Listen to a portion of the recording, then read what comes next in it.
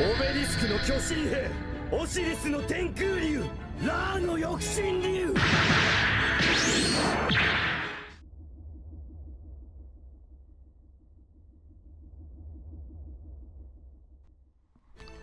Hey guys, it's yours truly and I'm back with this requested deck profile for the Egyptian God cards.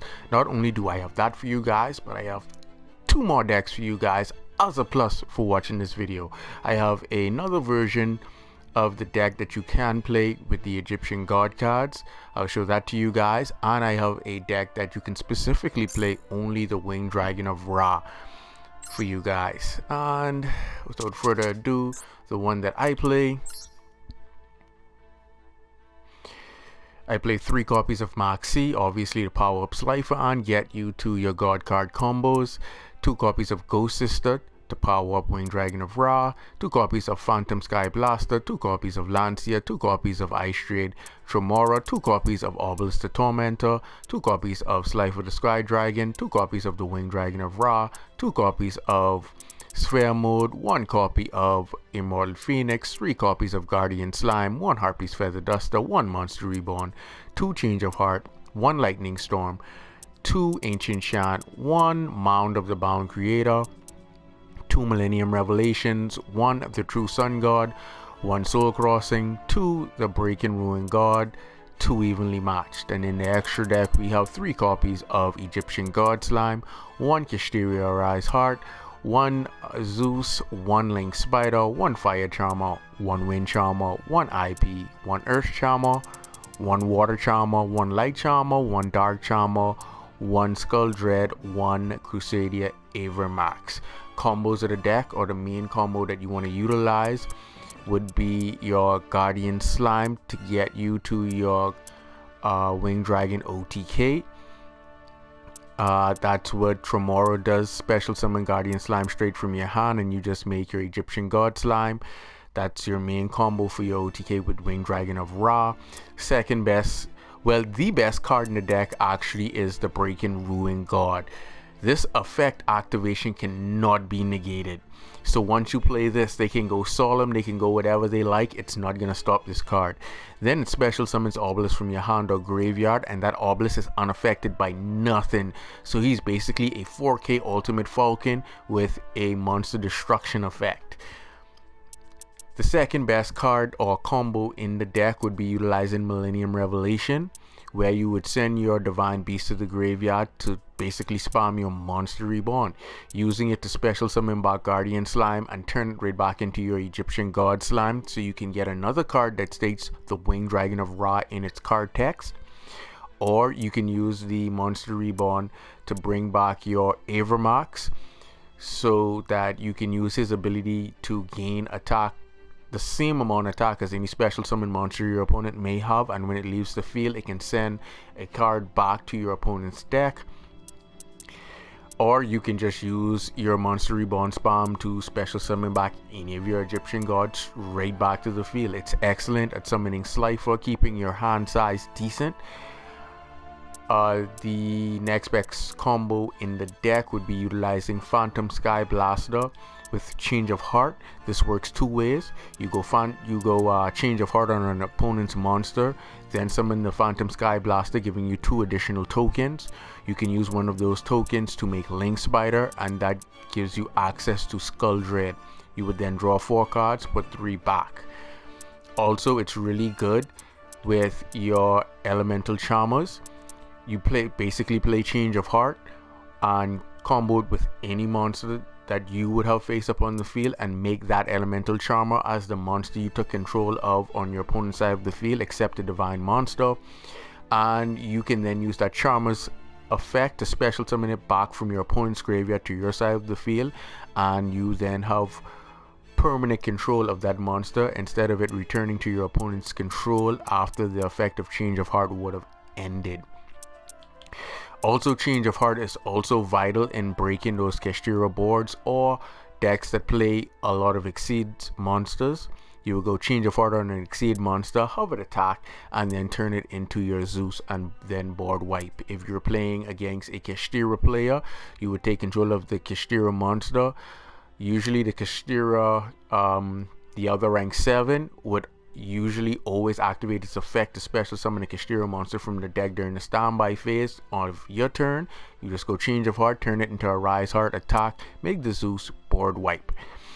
I think that's it for all of the combos in the deck. On to the next deck.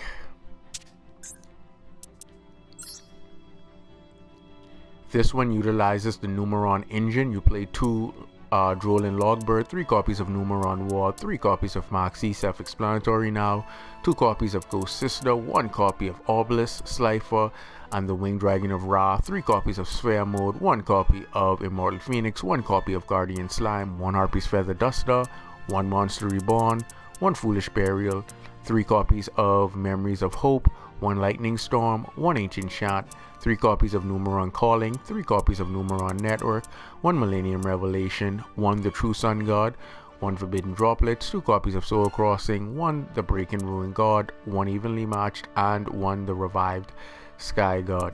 And in the extra deck, you play 1 copy of Egyptian God Slime, 3 copies of all of the Numerons. So if you don't get your OTK, you can go Skull Dread +4, put 3 back, or go into Avermax. And doing the same thing as before, Monster Reborn spams, you can get back your Avermax if your opponent removes it from the field through Millennium Revelation.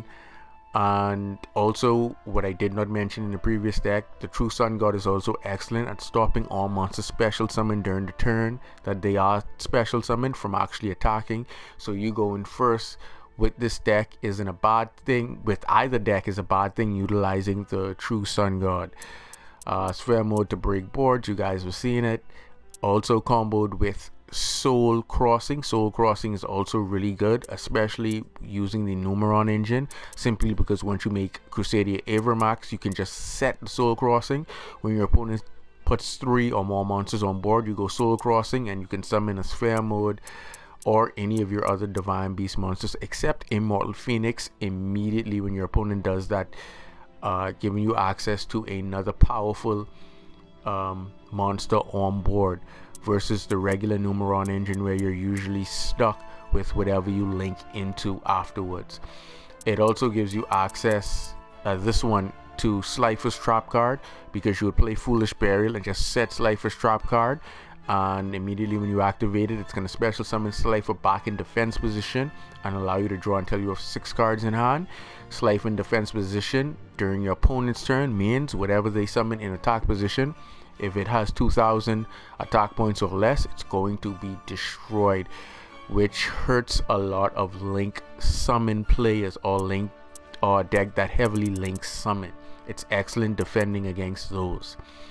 And on to the third and final deck that plays specifically for the Winged Dragon of Ra, and it's a Kashtira deck, or the engine that facilitates this. You play 3 Maxi, 2 copies of Ghost Girl, 2 copies of Rise Heart, 1 Finrare, 2 Unicorn, 2 Ogres, 2 Scarecrow of Kashtira, 1 Talament of Kashtira, 2 copies of Winged Dragon of Ra, 3 copies of its Sphere Mode, 1 copy of its Immortal Phoenix, 1 Harpy's Feather Duster, 1 Monster Reborn, 1 Lightning Storm, 2 Ancient Chant, 2 Kashtira Theseus, 1 Primitive Planet, 1 Pressure Planet, 1 Millennium Revelation, 2 The True Sun God, 1 Kashtira Birth, 2 Soul Crossing, 2 Evenly Matched, 1 Big Bang, and 1 Preparations. And in the extra deck, you play 2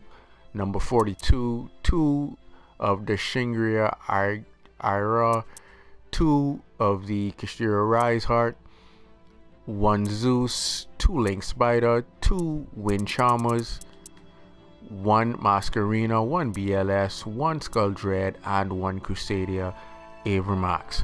Basically, once you see Millennium Revelation, you automatically know the combo.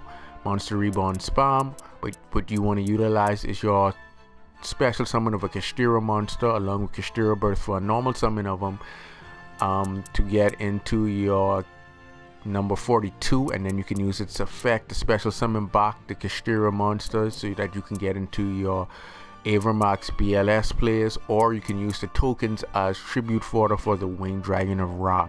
Turn 1, you actually want to hit the Kashtira, Anglia, and a Rise Hard combo to cut off the graveyard. If your opponent breaks that, then you want to go 42 and begin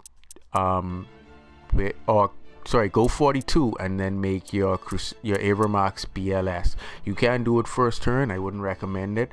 I would prefer you to cut off the graveyard first, let them break that, then go Avermax BLS. That seems to be much more effective later on in the duel. If you guys have seen any of the awesome duel videos, you guys would see where I hit that later on in a duel, and it's basically GG. I think that's all the combinations for this deck. It's really that simple. Rank 7, cut off the graveyard, opponent breaks that, then Avermax BLS.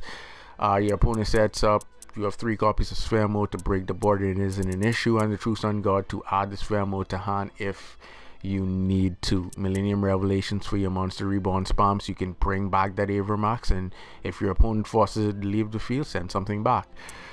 But that's going to be it. That's all 3 of the deck profiles that I have for you guys. Hopefully you have enjoyed this video. Also, if you guys think that you have even seen the tip of the iceberg, you have not seen the best duels with the very first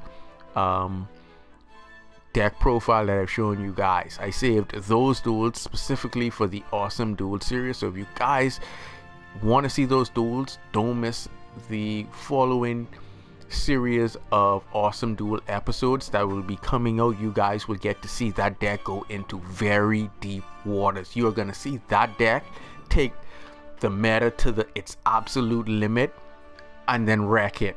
So yeah, until next time guys, later.